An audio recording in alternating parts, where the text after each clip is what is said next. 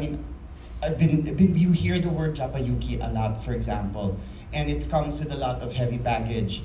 I think what's wonderful, and this is my first time to see it, and I think what's wonderful is that it never feels exploitative.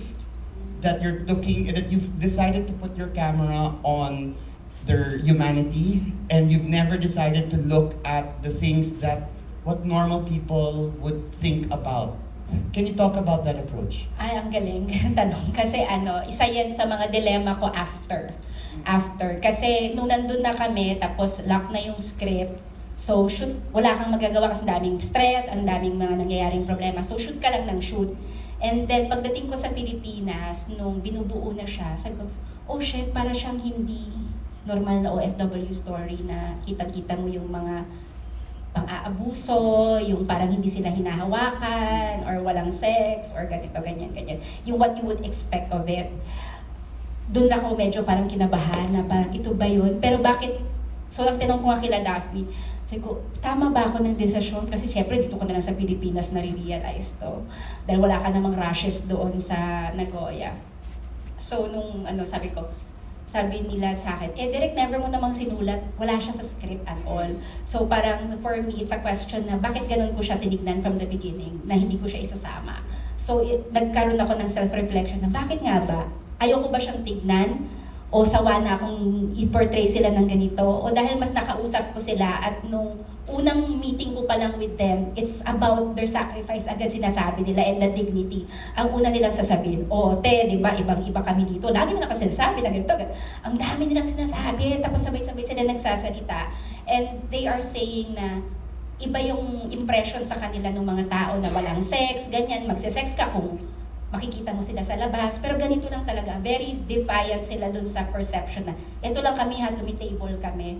And the way that they were saying na paano yung mga technique, how to iwas di ganito, ganyan. Parang they have different discartes. So parang siguro when you really do research and you talk to people, and then I also did yung parang even yung mga history kasi nila, yung mga grocery na gano'n, yung namimigay ng maghahanap ka sa research from the 1990s, ano yung relasyon, ba't naging pamilya na nila tong mga customer nila, bakit nila ganito. So parang all that, nag-form na siya ng viewpoint siguro sa akin na hindi ko siya nare-realize na even sequence 1, 2, 3, never ko siyang nasulat na gano'n. So parang, bakit nga hindi ko yung naging instinct? So, thankful din ako dun sa gano'n. So parang, hindi ko siya minayin na gano'n. So, more than the choice, it's that experience siguro, kaya siya nandun sa pelikula. Was it shocking for you to see the script and like, oh, this is a different kind of story? About... Actually, it is. Kasi parang, kung titignan mo yung story niya, kasi originally, hindi naman siya Midnight Girls yung title. It was originally titled HM Sis, How Much Sis, Magkano Ka Babae.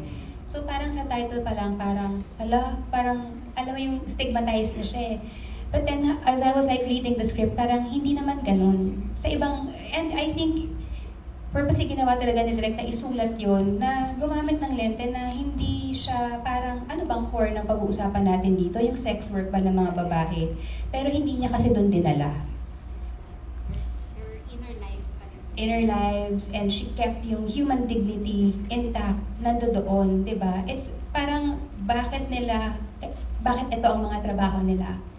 And just because ito yung mga trabaho nila, what do we really know about what they do? Especially for those people na hindi naman talaga nakakasalamuha yung mga babae. But then, once na pinasok mo yung mundo nila, mga tao rin sila just like you and me.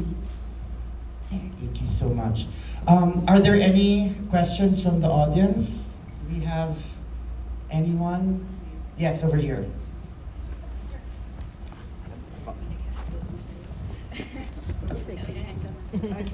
Hi, good evening. Congratulations on the film. It's a very beautiful film. Umiyak ako twice.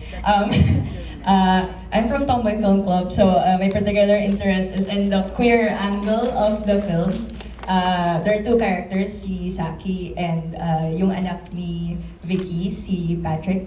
I'd like to ask why you chose to include their stories, specifically yung kay Saki as a trans or yung gender identity niya and yung sexual orientation ni Toph. Yung Sorry, Patrick. isang nakasama namin doon, si CJ, yung na-interview dito. Nagulat kami na immersion ko pa lang, yung researching pa lang ako. Andun na siya, tapos nagulat ako na, kailan, nagpalda ka rin? Tapos sabi, tingnan mo yung itsura ko dati. Laki-laki ng boobs ko, di ba? Ganyan, tapos ganito, ganyan. Sabi niya, it's 10 years, more than 10 years siyang ganon. So yung tinitiis niyang experience na yun, and hindi alam ng mga ate niya yung pinagdadaanan niya. Kasi puro ate niya yung nagpasok sa kanya, siya yung bunso. So parang yun yung tinatago niya hanggang sa ang lagi niya nang kasama, yung mga hosto, mas gusto niyang hosto yung kasama niya. Tapos parang sumasama siya dun sa bar ng mga hosto, tapos para gusto niya yung mga babae. So parang sabi niya, hanggang sa umami na siya sa mga ate niya muna, and then ayoko na tong ginagawa ko, lilipat ako ng bar. Sabi niya, hanggang sa eventually nagtayo siya ng bar of his own. So parang, dahil dun sa experience ko na yun, parang I chose na isama yung ganong konteksto kasi importante yung ganong boses. Tapos yung kay Patrick naman, dahil kwento siya, di ba parang si Miss Shamin, yung nanay ni Vicky, ganyan. Tapos parang pagbabae ulit yung anak niya, makukumpleto sana yung cycle, di ba? But I wanted to parang make it complex na bakit ba hindi naiintindihan ni Vicky yung anak niya? Ano yung, so sa akin, yun yung deliberate naman na choice na mas lalo tuloy mahirap mas silang magkaintindihan kasi even the gender identity, ang layo-layo na nga nila at wala silang mapag-usapan kasi nga lagi lang silang okay ka ba dyan, okay naman ako, then tapos na yung phone call pag okay pala sila pareho. And then mas nagiging confusing tuloy kay Vicky na ang talino ng anak ko, meron siyang nalalamang lipunan, may nalalaman siyang gender identity, hindi na siya makaka-catch up. So, it's for the character of Vicky and also, of course, to represent din yung marami akong kakilalang gano'n sa production pa lang namin. Parang kung kamunti ko na nga i-cast as mga boyfriend ni Tofi itong mga staff ko eh. Parang it's also malapit sa akin as taga-UP. Yun, laban. Thank you very much. Do we have any more questions? Hello, I'm Carlos Argon from Mega Kapamilya and also Mega Pelikula. Direk Irene, marami ng OFW story na nagpo-produce na film dito sa Pilipinas and ang ganda nitong Midnight Girls dahil iba yung angle na binigay mo. Pero Direk Irene, bakit mo siya nasulat? Bakit nasulat mo itong mga Midnight Girls na ito? Lalo na ngayong generation natin. From yung experience talaga nung immersion last year, yun talaga nung parang yung kwento, kailangan mo na lang siyang damhin. Kasi nung nakausap ko na yung mga girls, dito na umusbong. Actually, nagkaroon kami ng iba pang mga konsepto. Pero ito rin yung parang mas may resonance sa akin bilang babae. And of course, the sisterhood, ganun. And for this generation, parang, isa kasi sa mga paborito kong pelikula, ang Moral.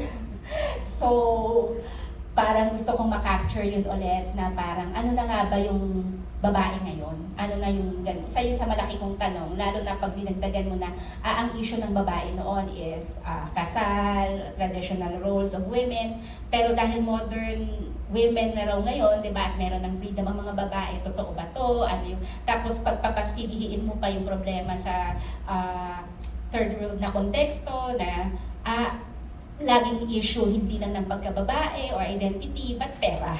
Isang malaking issue ang pera sa Pilipinas. So, paano yun? Pag na-compound yung mga ganong klaseng problema, nagiging mas komplikado siyang kwento. And I'm always interested na sa mga complex na kwento at mas gusto ko siguro pahirapan yung sarili ko. And I'm looking forward to mas mahihirap pang kwento in the future, sir. Looking at Thank you very much. Anybody else with a question po? For my last question. Meron pa po. Yeah. Okay. May question pa siya. Yes. Kasi nagandahan talaga ako. Thank you naman. Ang galing, sobra lang. Pero Miss Jody and Miss Sanya, especially itong Midnight Girls, ibang-iba to. And also, parang mahirap din mapaliwanag sa mga Pilipino kung ano yung trabaho sa Japan ng mga girls. Paano kayo napayes sa ano na to, sa project na to? Dahil ano rin, mahirap din to. At iba rin to sa mga roles na ginagawa niyo before. Actually, as an actor, mas welcome sa akin yung challenge. Alam mo yung parang mas komplikado, mas mahirap, mas yung mga kwento, parang mas gusto mo siyang gawin. And I think na nung binasa ko kasi yung script, hindi ko naman siya nakita sa lente ng sex work nila. Alam mo yun, tinignan ko siya bilang kabuuan nila bilang mga babae. Karamihan ng mga sabihin nating OFW stories na napanood natin simula ng mga 1990s, di ba, nung nagkaroon ng maraming mga OFW stories, it's always like the OFW is always the victim, laging na-abuse, laging kawawa, laging... But dito, kung makikita mo, kontrolado nila yung agency nila eh. May choice sila and they exercise yung mga choices na binigay sa kanila ng life. Maaaring may mga choice sila na kailangan nilang gawin para sa sarili nila dahil sa mga, let's say, sa circumstances na meron sila. Pero, hindi nawawala sa kanila yung kontrolado ko ang buhay ko.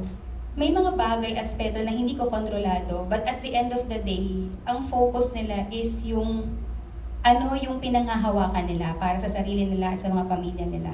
And also, yung sisterhood aspect ng pelikula. Di ba lahat naman tayo, halimbawa na nasa malayo tayong lugar, meron tayong laging tinatawag na home. And para sa mga babaeng to, they find comfort, they find solace doon sa company ng mga kapwa nila babae dahil nagkakaintindihan sila at nagkakaisa sila. Sa akin naman, bukod dun sa sinabi ni Ate Jody, this is something new for me na, of course, yung storya kasi niya, ang ganda, very honest, very raw. Alam mo yun, na totoong nangyayari sa mga entertainers natin. Not just entertainers, mga OFW, o kahit tayo mismo. Na lahat tayo may mga pinagdaraanan sa buhay, may mga kanya-kanya tayong battles in life. So isa yon sa mga nagustuhan ko, bukod sa talagang nandun rin si Ate Jody. So umpisa pa lang talaga. Si Ate Jody talaga yung nakapagpayas. Pero nung nakita ko pa lang si Ate Jody that time, na parang, uy, si Ate Jody, inuuhan agad to. Aayaw ka pa ba? Diba? Napakahusay na actress. Inuuhan yung ganong kagandang istorya. Plus si Direk Irene, alam naman natin na kapag gumawa talaga si Direk Irene ng palabas, ng pelikula, kapag sumulat at nag-direct siya, alam mong ibang level. Ang ganda ng pagkakasulat, may puso, hindi ka lang sasaktan, pero magagandahan ka sa istorya. Kaya siguro yun talaga yung pagpayas sa akin. And yung challenge din ng pagninihong ko. Yun rin talaga. Pero yun po. Thank you. Thank you very much.